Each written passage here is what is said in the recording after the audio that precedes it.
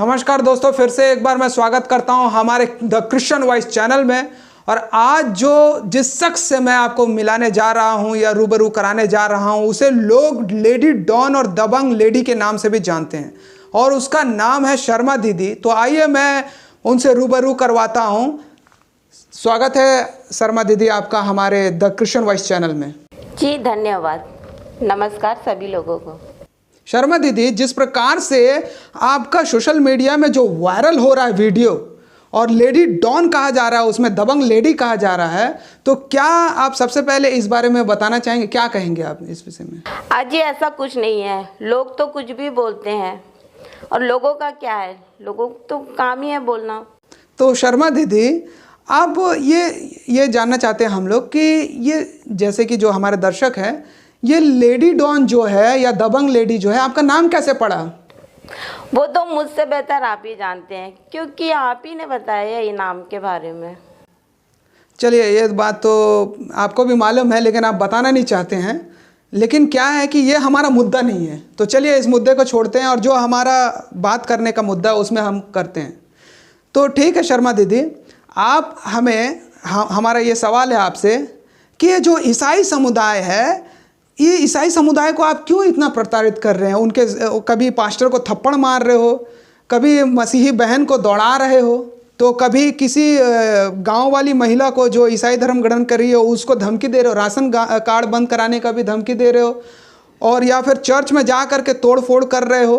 तो मसीही लोगों को आप सता रहे हो, मार रहे हो, पीट रहे हो, और भी बहुत कुछ इस प्रकार से आप काम कर रहे हो। तो इसमें आप क्या कहना चाहेंगे इस बातों में? मैं आपको पूरी बात बताती हूँ। मैंने उस पास्टर को थप्पड़ क्यों मारा? ऐसा था कि हमारे कुछ लोगों, जो हिंदूवादी विचारधारा भाई लोग हैं, भाई लोगों ने देखा कि कुछ महिलाएं जो दो के ग्रुप में अलग अलग स्ट्रीट में जाकर अपने यीशु मसीह का प्रचार कर रहे थे और कुछ पढ़ने के लिए भी दे रहे थे। तो हमारे हिंदू भाई लोगों ने पता किया कि क्या दे रहे हैं और क्या बोल रहे हैं, क्या क्या लोगों को बता रहे हैं। तो पता कि उन लोग, वहाँ जो रहने वाले लोग हैं, उन लोगों को बोल रहे थे कि आप लोग कितनी गरीबी में रह रहे हैं, आप लोग, वहाँ कुछ बुजुर्ग लोग भी थे होंगे, तबीयत ख़राब था होगा, तो उनको भी बोल रहे थे कि देखो ये इनकी तबीयत ख़राब है, आप हमारे धर्म में आ जाइए, आप इसे पढ़िए, नहीं तो आपकी परिस्थितियाँ ठीक हो जाएंगी, आपका जीवन बदल जाएगा। इस तरीके से जो पता चला हमारे भाइयों को कि ईसाई धर्म को अपनाने के लिए बोल रहे हैं और लालच दे रहे हैं, तो हमने सभी को, वहाँ जो जितने भी लोग थे, पुरुष और महिला प्रचार कर रहे थे ईसाई धर्म का, उनको हमने बुलवाया और ये सब रोकने के लिए रोका। तब फिर हिंदूवादी विचारधारा के भाई लोग हैं, उनके ऊपर जो कुछ ईसाई महिलाएं थी वो हावी होने के लिए आई। हाँ, तब मैं उनके पास्टर से बात यानी सवाल जवाब करने के लिए गई, तो तब उनके पास्टर ने मुझसे कहा कि आप होते कौन हो? अच्छा। हाँ, कि आप होते कौन हो? तो मैं बोली, मैं एक हिंदू नागरिक हूँ और हिंदुत्व का कार्य करती हूँ, मैं अपने क्षेत्र में ऐसा कोई भी कार्य नहीं होने दूंगी।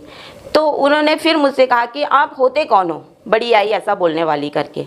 तब वहाँ पे भीड़ इकट्ठा होने लग गई थी और किसी ने शायद पुलिस को भी फ़ोन कर दिया था, तब तक पुलिस भी आ गई थी।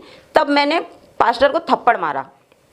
तब वो बेशरम टाइप का मुझे ये बोला कि और कुछ कर सकती हो, दांत दिखा करके उसने मुझसे कहा कि और कुछ कर सकती हो, इसका मतलब कि मैं कुछ करूं। अच्छा। तब मैंने उसका गला पकड़ा और यही कहा कि आगे कुछ कहे ना तो गाड़ के रख दूंगी यहीं पर। ये पुलिस वाले भी आपको बचा नहीं पाएंगे, मेरे साथ अभद्र व्यवहार किए तो। अच्छा। मैं वो अपशब्द बोला, तभी मैं ये उसको थप्पड़ मारी हूँ। और मैं यहाँ पर खुलेआम बोलती हूँ कि जहाँ पर भी ऐसे लोग मुझे दिखे धर्मांतरण कराते या लालच देते हुए, अभी तो थप्पड़ मारी हूँ, हाथ पैर तोड़ करके जिंदा रहने लायक छोड़ूंगी। अच्छा, इतना बड़ा धमकी दिया आपने? हाँ, मैं बिल्कुल दृढ़ संकल्प लेकर के निकली हूँ कि मैं हिंदुस्तान को हिंदू राष्ट्र बना करके ही रहूँगी और इनको पूर्ण रूप से यहाँ से भगा करके ही रहूँगी। पहले भी मैं इन सबको समझाई हूँ और समझा करके भेज देती थी। अब तो हमारा ये नारा है, रोको टोको, और ये दो में भी ना माने तो इनको तोड़ो। तो अब मैं इनको तोड़ना चालू की हूँ और जितने भी हमारे हिंदू विचारधारा के भाई बहन हैं, सब इनको तोड़ना चालू करेंगे। अच्छा, रुकिए, मैं आपको यहाँ पे रोकना चाहूँगा शर्मा दीदी, कि आपने सबसे पहले जो बात बोला कि मतलब वहाँ पर जो है कानून के सामने, मतलब पुलिस के सामने ही आपने उस पास्टर को जड़कर एक थप्पड़ मार दिया। ये कितना उचित था, ये आप पहले मुझे बताइए। और आपके हिसाब से तो कितना सही था? क्या आप एक मतलब अपने हाथ में एक कानून ले सकते हैं? और आप महिला हैं तो क्या ये आपको मतलब अधिकार मिला है कि किसी के साथ कुछ भी कर सकते हैं? कि आपको ये लगता है कि आपका कुछ नहीं बिगाड़ सकता कोई? क्या है, आप मुझे बताइए। देखो, वहाँ ऐसा हुआ था कि पुलिस वाले तो थे, लेकिन उनको यह नहीं पता था कि वो व्यक्ति मेरे साथ गलत व्यवहार करेगा और मैं उस व्यक्ति को थप्पड़ मारने वाली हूँ। जब वो मेरे साथ गलत व्यवहार किया तब मैंने उसे थप्पड़ मारा, और पुलिस वाले दूर में खड़े थे, तो उनको कैसे पता चलता कि वो गलत मेरे साथ कुछ बोल रहा है और मैं महिला होने के नाते वो मेरा कुछ बिगाड़ नहीं सकता या हाथ नहीं लगा।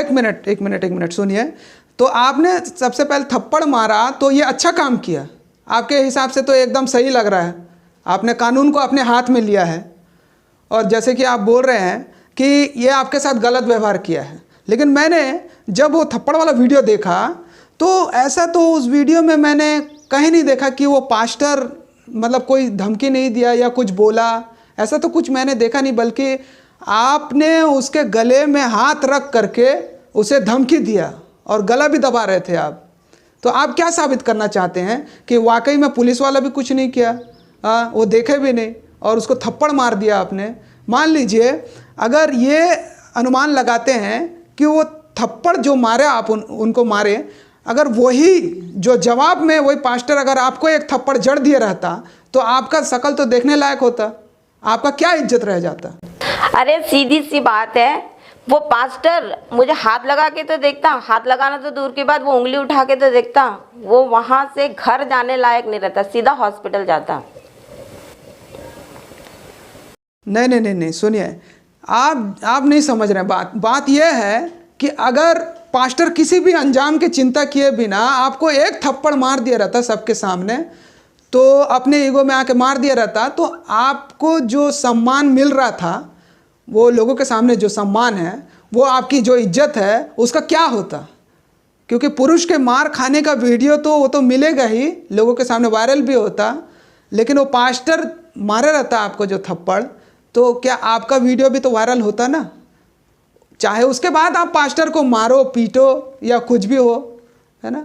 वो तो इसलिए जवाब नहीं दिया कि ईसाई लोग जो है बाइबल में बताया गया है कि बदला नहीं लेने का, और उस स्थान में जो है किसी भी और धर्म का व्यक्ति होता मेरे ख्याल से तो वो तो आपको छोड़ता नहीं, थप्पड़ भारी पड़ जाता, चाहे वो किसी भी धर्म का क्यों ना हो। और आप तो देख ही रहे हैं दिन ब दिन न्यूज़ में।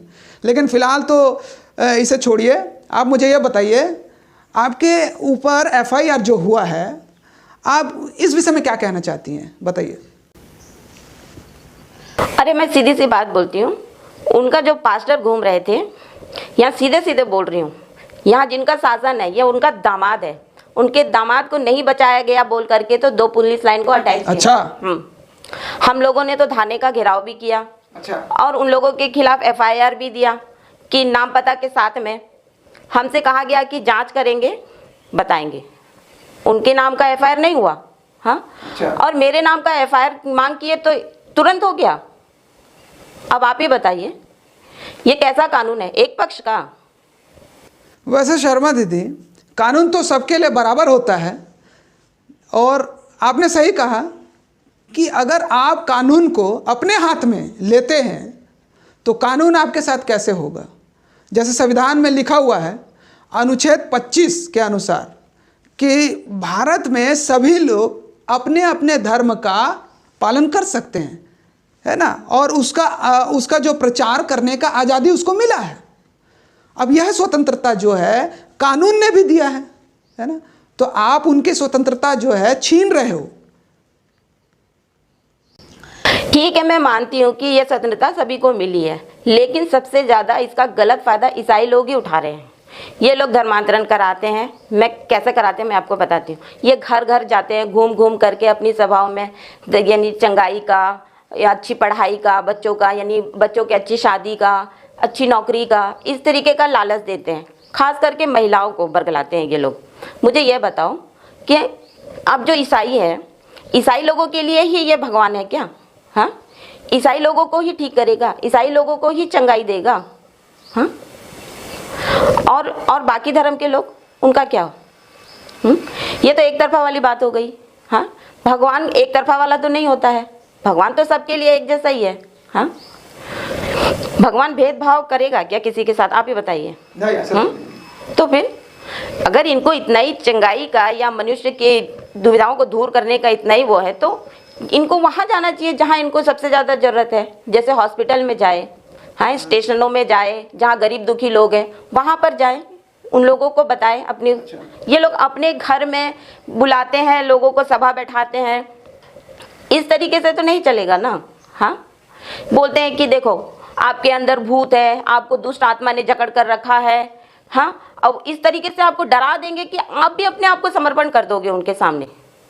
एक काल्पनिक विश्वास जगा दें। हाँ, और इनके चंगुल में ज्यादातर कमजोर वर्ग के लोग ही फंसते हैं, जो ज्यादातर कर्ज में डूबे रहते हैं, या जिनके परिवार में कोई व्यक्ति बीमार है सबसे ज्यादा, इन्हीं लोग ही इनके इसमें फंस जाते हैं। और खासकर महिलाएं ही इनके इसमें कि हाँ मैं यहाँ आई तो मैं ठीक हो गई, मैं यहाँ पर ये धर्म ली तो मेरा ऐसा हो गया, मेरे को बच्चा नहीं हो रहा था तो मेरे को बच्चा हो गया। तो नहीं शर्मा दीदी, जितनी भी बातें आपने कही है, बता रही हैं जितने भी, ये कुछ हद तक जो है ये ठीक है, अच्छी है। लेकिन आपके पास क्या तथ्य है कि ये जो कराते हैं, और क्या वो धर्मांतरण है, क्या धर्म परिवर्तन है? जो आप बोल रहे हैं उसका कोई सबूत है आपके पास? ये तो उस मनुष्य की एक आस्था है ना, कि उस सभा तक उसको ले करके आता है, कि मनुष्य सोचता है कि भाई मैं वहाँ जाऊँगा तो, या यहाँ जाऊँ तो इस प्रकार से मैं परेशानियों से मुक्ति पा जाऊँगा, ठीक हो जाऊँगा। ये सोच रखता है मनुष्य, हर कोई परेशानी दूर होगी बोल करके वो जाता है ना, धर्मांतरण करने के लिए तो नहीं जाता है। तो जैसे कि सभा में जाने के लिए बोला गया है कि तेरी मनोकामना पूर्ण होगी, जब तू परेशान होता है, तो जब मनुष्य जो है किसी भी परेशान मतलब अवस्था में रहता है तो किसी भी धर्म स्थल में जा सकता है, चाहे हिंदू मुस्लिम सिख ईसाई है, अपनी अपनी आस्था है। अब जैसे कि सबसे पहले कहते हैं कि तुम दरगाह में चादर उड़ाओ, कैंडल जलाओ, चर्च में जा कर के, हिंदू बोलते हैं कि वहाँ जा कर के नारियल चढ़ाओ। तो सब अलग अलग भगवान को पूजते हैं और सबकी एक अलग अलग आस्था है। अब मैं मंदिर चले जाऊँगा तो मैं तो हिंदू नहीं बन गया ना, ये आस्था है उसकी कि वहाँ जाने से मैं ठीक होऊंगा, तो उसका वो पालन कर रहे हैं। तो आप मुझे बताइए, धर्मांतरण और आस्था में क्या फ़र्क है? दोनों एक कैसे हैं? शर्मा दीदी आप ये बताइए कि ये चर्च के बाहर जो लगता है, चर्च के बाहर जो लगता है, ईसाई समुदाय के घर घर में जो लगता है, तो ये जो करवा रहे हैं वो धर्म परिवर्तन नहीं है। देखो, मनुष्य को एक अधिकार मिला गया है ना, कि अनुच्छेद 25 के अनुसार या 28 के अनुसार, कि हर जगह, और 26 के अनुसार, अनुच्छेद 26 के अनुसार भी, तो हर जगह आयोजित कर सकते हैं धर्म का प्रचार करने का, चाहे घर में हो या कहीं भी कर सकते हैं। तो ये जब चालू करते हैं प्रार्थना मीटिंग, तो आप उनको बोल रहे हैं कि वो धर्मांतरण कर रहे हैं। और इसमें आपको क्या परेशानी होता है जब ये प्रार्थना करते हैं घर घर में अपने, और आप इन लोगों को जो घर घर में जा कर के धमकी देते हैं, परेशान करते हैं, और तुम लोग का राशन बंद करवा देंगे कहते हो आप, और धर्म और जाति के नाम से आप डांट रहे हो, लड़ा रहे हो, आपका इसमें क्या परेशानी है? क्या आप क्यों ऐसा कर रहे हैं? आपको मतलब क्या है, बदला लेने का कारण क्या है आपको? देखिए, मैं वहीं जाती हूँ जहाँ गलत हो रहा होता है। मेरे हिंदूवादी विचारधारी भाई लोग जो मुझे बता देते हैं कि इसलिए मैं गली मोहल्ले में जो चर्चा यानी वो सभाएं लगती है, कि जो पास्टर संचालित करता है सभा वगैरह, तो ये लोग छोटे छोटे वर्ग के लोगों को टारगेट करते हैं, इतना डरा देते हैं कि उन लोगों को ये बोलते हैं कि ऐसा है वैसा है। तो उसमें ज़्यादातर महिलाएं ही होती है। महिलाएं से पूछो तो वही बोलती है कि ऐसा परेशानी था मुझे, मैं यहाँ आई तो मुझे यहाँ आकर के अच्छा लगा, मेरे को बच्चा नहीं हो रहा था तो मैं यहाँ आई, मुझे अब बच्चा, जिसका नौकरी नहीं था नौकरी लग गया है। ये सब कोई वजह नहीं है धर्म परिवर्तन करो। ये तो मनुष्य के साथ जीवन में ऐसा घटित होते रहता है। ऐसे लोग ना तो घर के होते हैं ना घाट के होते हैं। मैं जब तक हूँ मैं इन लोगों को तो बरगलाने दूंगी नहीं। नहीं, ये तो आपकी सोच है शर्मा दीदी। क्या है ना कि देश जो है ना, देश किससे चलता है मालूम है आपको? देश चलता है कानून से, संविधान से। तो ये संविधान को देश को चलाने के लिए बनाया गया है। तो देश ना किसी धर्म से चलता है और ना ही किसी मनुष्य के सोच से, जैसे कि आप कह रहे हैं। तो देश चलता है कानून से। और आप तो भूल ही जाओ कि आप क्यों परेशान हो रहे हो।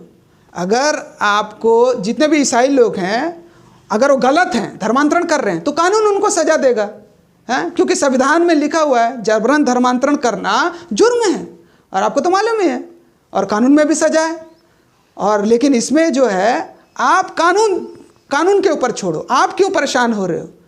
तो किसका धर्म फैल रहा है, किसका नहीं फैल रहा है, कौन धर्मांतरण कर रहा है, ये आप लोगों का ठेका नहीं है कि आप अपने धर्म का रक्षा कर रहे हैं, हा? या आप ठीक है हिंदू राष्ट्र के जागरूक नागरिक हैं, लेकिन कानून भी का भी ये कहना है कि अपने हाथ में कानून ना ले।